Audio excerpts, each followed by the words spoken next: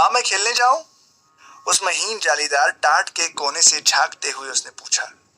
नहीं सुनैना।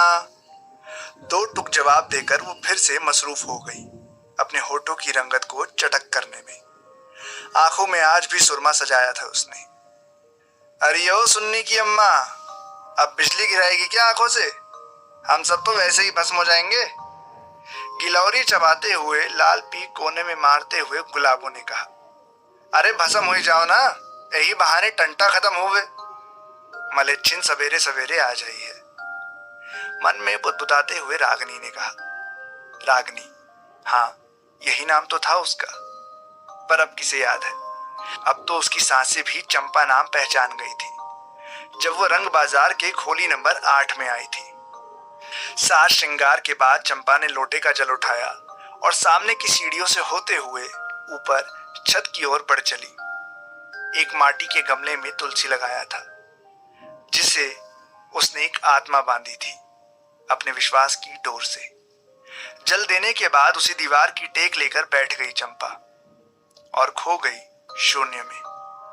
हाँ शून्य में, क्योंकि उन इत्र से गमकते मोहल्ले की गलियों में हवा भी आजाद न थी, तो क्षितिज नहीं मिल सकता था ख्यालों के समंदर का, ना ही सपनों के इंद्रधनुष पर। उस अपने शून्य में उसने बहुत सी उम्मीदें सजा रखी थी। माँ, बापू भैया को तो इतना प्यार करते हैं और मुझे बिल्कुल भी नहीं। 12 साल की रागिनी ने कुछ मचलते हुए कहा।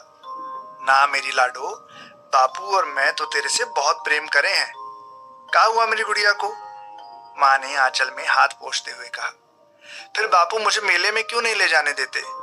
भैया तो चला गया, उसे 10 रुपया भी दिया बाबू ने। रागिनी गुस्से को बरकरार रखते हुए बोली।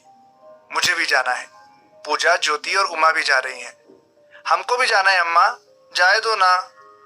बिटिया, बापू गुस्सा करेंगे, लड़की जात अकेले कैसे जाएगी तुम सब? अम्मा दिन डूबने से पहले आ जाऊंगी ना। अच्छा जा, ये ले 10 रुपया, कुछ खाई पी लेना।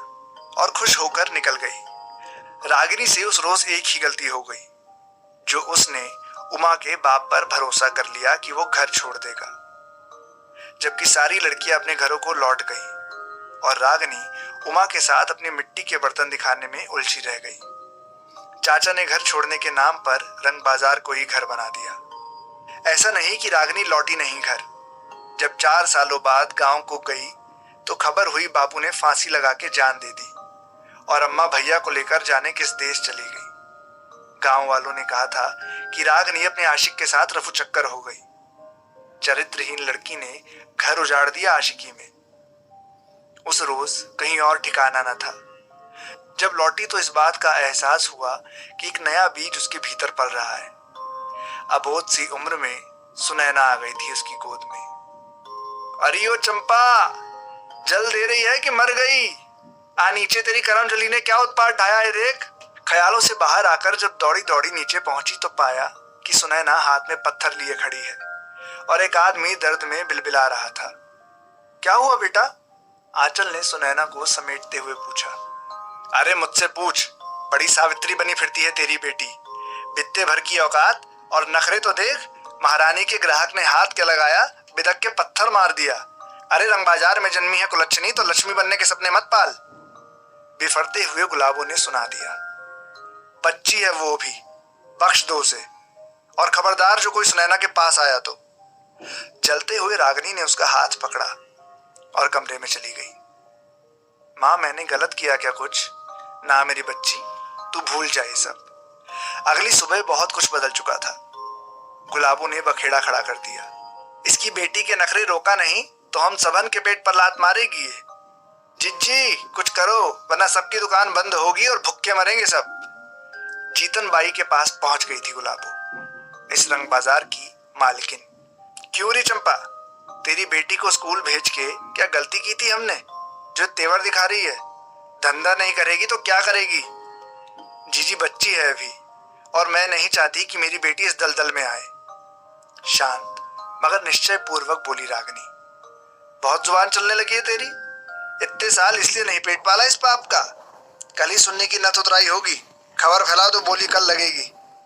जीतन बाई उठ गई इतना बोलकर। रात भर जागते हुए और एक जंग अंदर अंदर लड़कर कटी रागिनी की, और सुबह जीत हुई, एक औरत की, एक माँ की। सब आए सुनैना को ले जाने के लिए। ए सुन्नी चल। सुनैना नीरी की तरह माँ की ओर नजर डालने को थी कि रागनी गरज उठी, खबरदार जो मेरी बेटी को हाथ लगाया, काट डालूंगी। मेरी बेटी इस धंधे में नहीं आएगी। जीजी मानना हो तो मानो, वरना आर या पार आ जाओ। डर के सब किनारे हो गए। हंसियां हाथ में लिए चंडी लग रही थी रागनी। मर्द नहीं है तू, किस किससे बचाएगी तू, इसको बोल। अच्छा है ये मेरी बेटी मर्द नहीं, वरना मैं डर में जीती उम्र भर कि खुद के जानवर की भूख मिटाकर कहीं किसी को चरित्रहीन न बना दे ये। मेरे बाप को सजा में मौत मिली क्योंकि उसकी बेटी चरित्रहीन बताई गई, क्योंकि किसी का जानवर जाग उठा था। मेरी बेटी मुझसा नहीं बनेगी, समझी। चल हट किनारे, नहीं तो काट दूंगी।